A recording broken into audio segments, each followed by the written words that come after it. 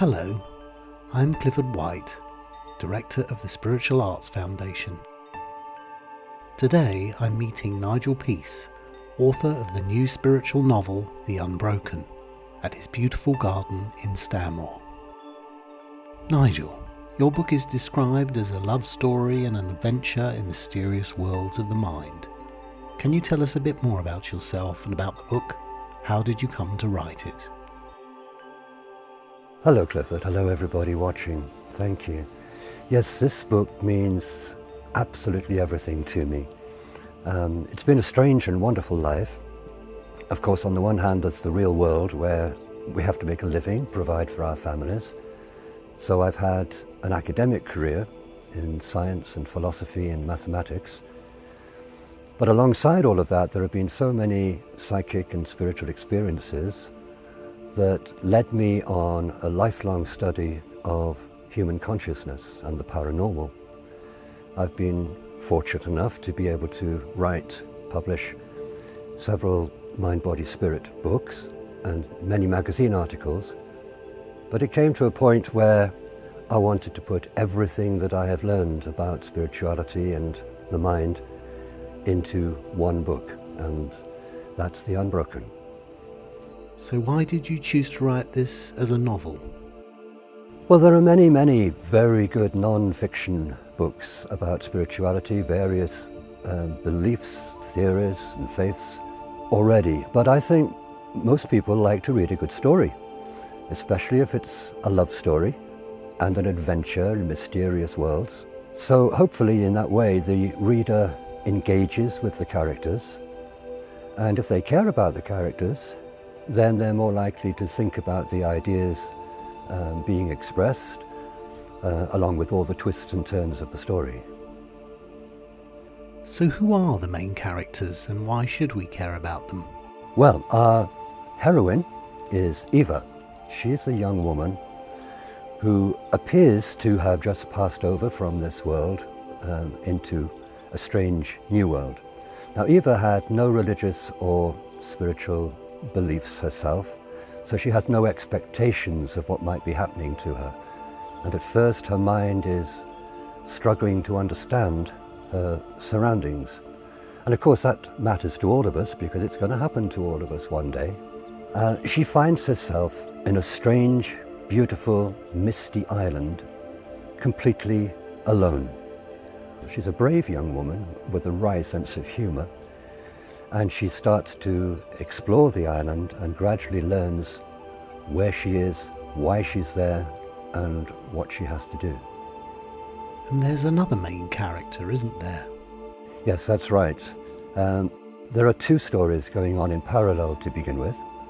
Eva's story, by the way, is told in the first person and in the past tense.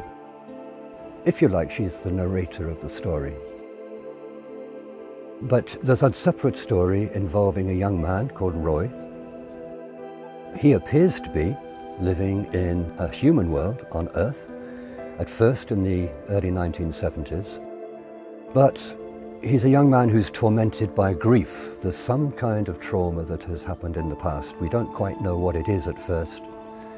And he's struggling to come to terms with everything. But he's also quite a strong-minded young man, and he's trying to make the best of things, despite several strange time slips in his world that he doesn't seem to notice at first, and people disappearing and appearing again. So his story is told in the third person and in the present tense, so we're following his story as it goes along. So do these two stories eventually come together? Yes, indeed. At first, of course, Eva has to find out where she is and why she's there on this strange and beautiful island. It has to be said that these circumstances are nothing like what most spiritual people expect about the afterlife or about alternative worlds. And indeed, the other characters she meets along the way are, shall we say, very unorthodox. She begins to explore where she's not supposed to go, and she forms a close relationship with the spirit of the island, the nature of the island, and that helps her to remember what she has to learn. When she finally realizes that neither she nor Roy are where they believe themselves to be, that's where the stories start to come together, because Eva realizes that only she can do something about this situation and heal the troubles of the past. What do you mean by they're not where they believe themselves to be? Yes, Clifford, this is the entire essential theme of the book. It's well established now that human beings have the most incredibly powerful minds. And I'm not just talking about psychic abilities, such as telepathy or remote viewing.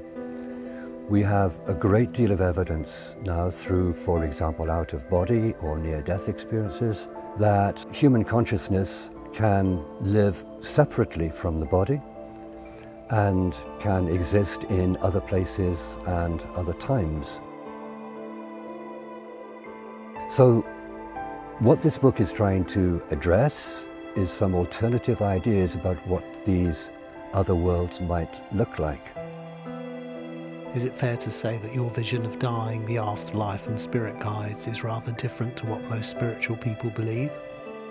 Well, it's important to say that these are not necessarily my beliefs or my ideas. I mean, I'm no different to anybody else. I don't know the truth about the afterlife, although there's a great deal of anecdotal evidence that our consciousness does survive. I don't know the truth about the depths of our minds. But what I do think is that most people tend to believe what they want to believe and tend to expect what they hope for. And if we look more carefully at some of these beliefs, it seems to me that they don't really make very much sense. There are alternative ideas here that need to be explored. In the book, one of your main characters, Roy, seems to get bombarded at times with other people's advice based on various religions and cultures, from Hinduism to Buddhism to paganism. Are these to be rejected then as well? No, it's important to say that nothing is rejected, but all of these things are part of the spiritual journey, which is what essentially Roy is on, although he may not call it that himself. He has a number of friends and family members who have very different ways of thinking to himself, but he has to work it out for himself, and so therefore these ideas are introduced for him to work through, if you like. You mentioned that you've had many psychic and spiritual experiences. Can you tell us more about them, and have you used them in the book? Yes, indeed. I was I suppose a slightly odd child, because alongside my passion for football, I quite enjoyed going to bed at night, because I had a very active, very vivid, often lucid dream life. And I began to realize, even from the age of 6 or 7 thereabouts, that some of the things I was dreaming were actually then happening in the real world a few days or weeks later. They weren't necessarily dramatic things. They could be everyday conversations where I would know exactly what somebody was going to say. So I taught myself then to wake up after what seemed like an interesting dream, record it, so that I could prove to everybody around that I was seeing the future, that precognition was real. And that led me to becoming naturally fairly mindful, to the extent that I would begin to notice synchronicities in everyday life, what I call waking dreams. And many of these were profoundly helpful in guiding me, not just in my spiritual life, but in my sometimes troubled everyday human life. Now, these things are, I believe, the higher mind trying to help us along, because the higher mind seems to know more than the conscious mind does about what's going on in the world. So if it's the higher mind trying to help us, then surely in other higher worlds of the mind, these things are going to happen as well. So yes, of course, dreams and synchronicities form part of Eva and Roy's journey too. There's something else about your book that readers will find unique, isn't there? It has a certain mathematical structure. Yes, well, as I said, I was a mathematics teacher for more than 3 decades, in fact, and I love the subject. And as a mathematician, I have certain doubts myself about what many people call sacred geometry.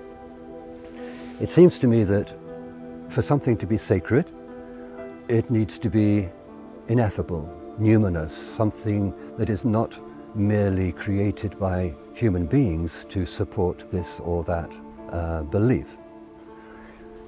Now, as it happens, there is one aspect of maths that can fit the bill. And it turns out also that pizza is not the only good thing that came out of Italy. In the 12th century, a certain mathematician who's become known as Fibonacci described for the first time in detail a mathematical sequence of numbers, which many people will have heard of.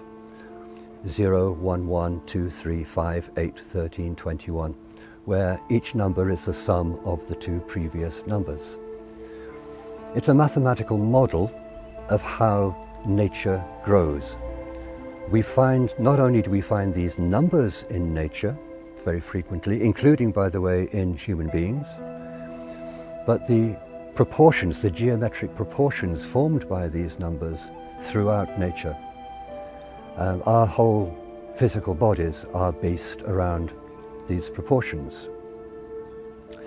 That fact has actually been recognized for thousands of years, but Fibonacci was the first one to really explain it in detail and describe it. It's been built into the design of the Great Pyramid of Giza, for example.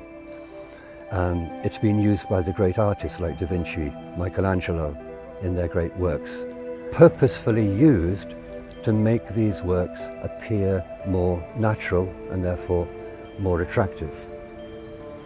So I've shamelessly used the same idea in my novel. I think it's the first book ever to do something like this. Every chapter title is a Fibonacci number. Every section of text, the word count, is a Fibonacci number as well. And of course the whole idea is that because human beings have the same proportions, the reader will instinctively recognize the beauty of this book. You've clearly put a lot into this book. Did it take you a long time to write? How was the process? Yes, about 3 years ago now, I knew the beginning, which is quite unusual, and I knew the ending. The trouble was, there's quite a lot in between that I wasn't sure about. So, because of course it's a book about the human mind, I let the ideas swirl around in my mind for basically 2 years, until I had a very dramatic, lucid dream in which my father came to me and told me to get on with it, for heaven's sake. So I started writing, and the wonderful thing was, the characters came alive in my mind. It was as though Eva and Roy in particular, and several other minor characters, were speaking to me in my mind and telling me where they wanted to go and what they had to do next. And so I found myself in a pattern then of writing for 4 or 5 hours in a very disciplined way for me, every day, until I was exhausted. And then every evening I would sit under the trees at the end of my garden, think back over the story so far, meditate, and within half an hour I would know exactly where the story was going to go the next morning. Some of the ideas that came to me, as if spoken by the trees, were quite extraordinary. I have no idea where those ideas came from, but they worked perfectly to my mind, and I hope the reader enjoys them. So how would you sum up the book for your readers? Well, as I began by saying, my purpose in writing it is to express what I have learned about spirituality and the human mind, about consciousness. But let's not forget, this is a love story, and I hope the reader will enjoy it on that level. It's an adventure across mysterious worlds, higher states of consciousness, perhaps, different worlds of the mind. And it's an adventure that's full of risk as well, because when Eva realizes what needs to be done, a plan is put in motion, and it's a very dangerous plan, and it's never been done before. So there's jeopardy involved, and I think I can promise that nobody will see the ending coming.